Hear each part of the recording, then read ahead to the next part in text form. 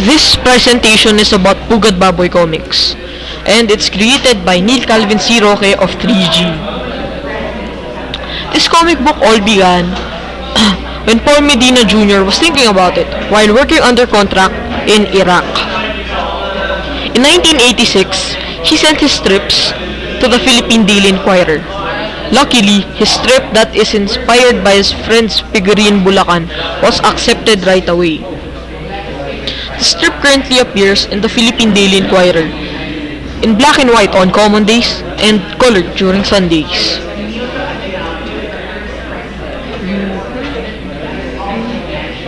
The Sungkal family. The Sungkal family shows traditional Filipino families with a housewife and an overseas Filipino worker as members, and of course there's a domestic helper or housemaid. Adagulfo Sungkal Jr. He works as a chef in a 5-star hotel and is also very good in Aikido, just like the author. Debra Ann Sungkal, or Debbie. She is a loving, traditional housewife with a strong love for bargain shopping. Hercules Sungkal, or Kules. He is the eldest son of Dagul and is an OFW in Saudi Arabia.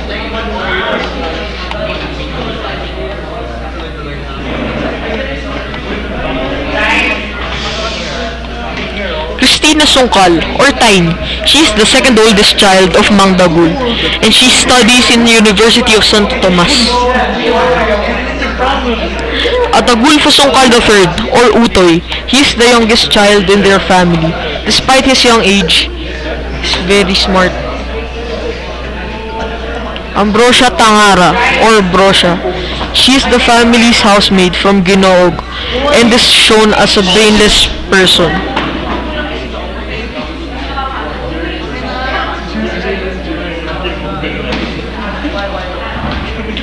Sabay Bunot family. Thomas Sabay Bunot, or Sarge.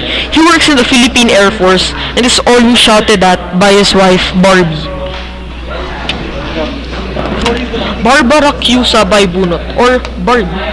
She is Thomas' wife and she often orders Thomas around, mainly because of his womanizing and the days that he goes home late.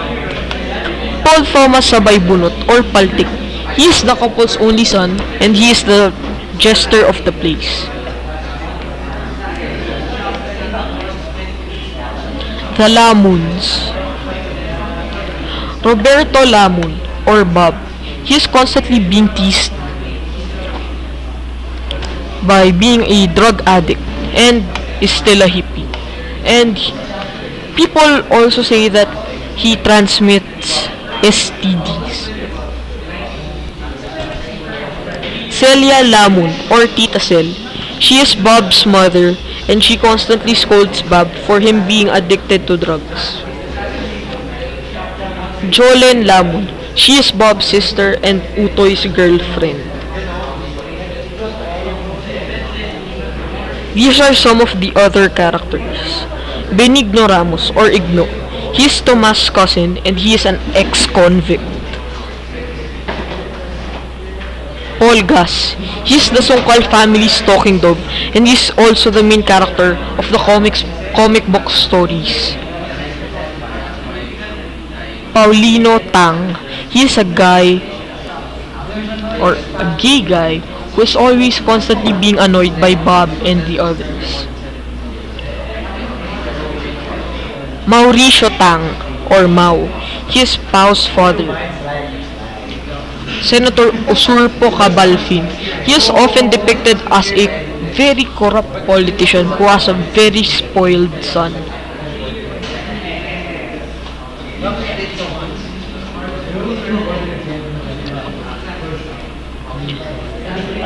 Romeo Durugas.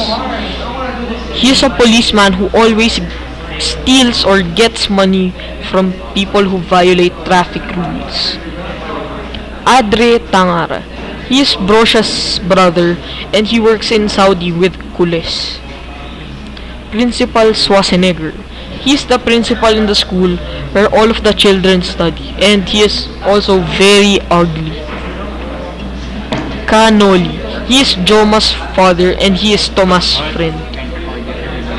Joma. He is one of Utoy and Paltik's friends, and his father is part of the New People's Army. Joey Boy Liabe, or Joe Boy.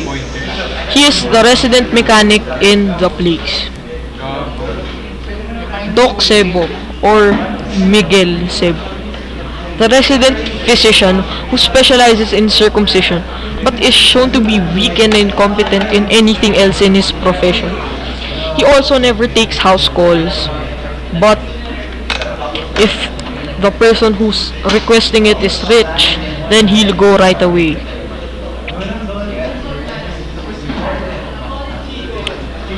Paul Medina Jr., the author of the comic book. Yeah, well, he's the author. And Paul Gas is inspired by his dog in Saudi to create this comic book. According to an interview in Pugad Baboy 9, he says he gets his ideas from everyday experiences and observations.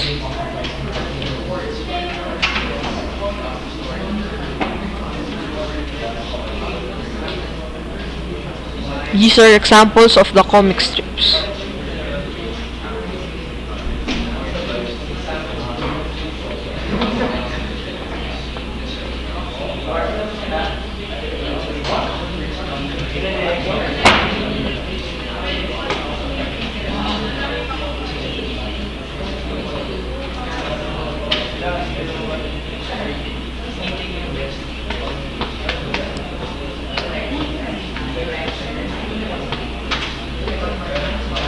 These are the comic book covers of the popular ones.